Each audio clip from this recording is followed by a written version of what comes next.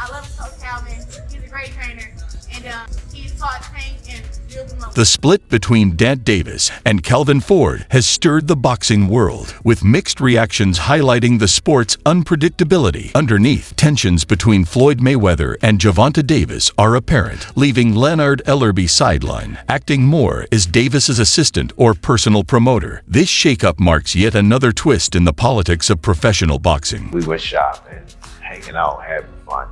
I got a phone call. No, I called and asked the question. He said, oh, hell no, that didn't happen. So I let it go because I'm thinking somebody playing the game until we got back here. Then when we got back here, they said he couldn't let it.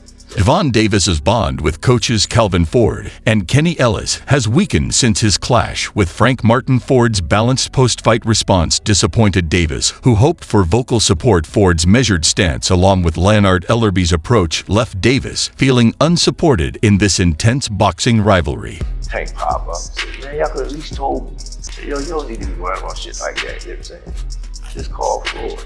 And that was his way of just making Tank talk to him. So it lessons right there to get him to talk to him. This marked a turning point, as Calvin Ford's recent effort to reconcile came too late for Gervonta Davis, whose disappointment had deepened. Rumors suggest long-standing issues fueled tensions, and whether this justified Ford's exit remains uncertain. Meanwhile, rival Claressa Shields showed no sympathy, escalating the high-stakes boxing drama. I get it, but they only say you can only have one master. Claressa Shields admired Calvin Ford's role in Gervonta Davis's rise, seeing the split as a potential setback for his fight with lamontroach. She praised Ford as a top trainer whose work shaped Tank's career. Despite past tensions, Shields respects Tank's skill and looks forward to the upcoming fight. And I look forward to watching that fight. Is this a pay-per-view fight though? Would you buy it? Are you gonna buy it? I want any fight that Tank has had him to do. I think that.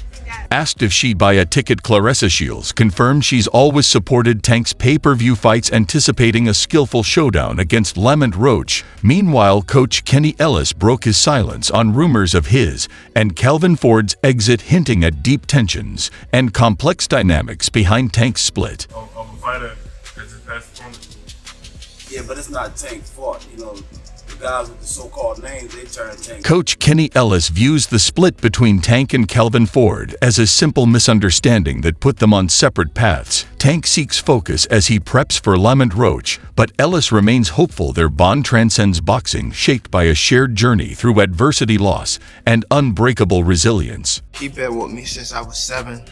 I used to sleep in Coach Calvin's house.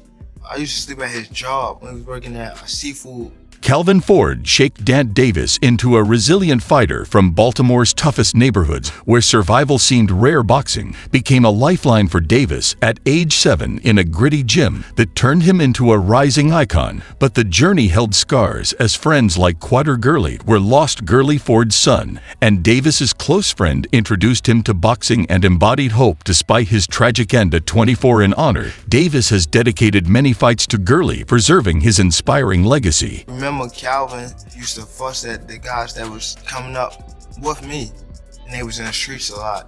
He was telling them, you can't have one feet. Calvin Ford's late son and others lost continue to inspire Davis as reminders of Baltimore's hardships. Davis shared how figures like Angelo Ward, Ronald Gibbs, and Ford's son shaped his path, their legacies pushing him forward with each fight. He honors them. And then 1 feet out, you gotta be all the way in it, focus on the goal, and them guys, they went left.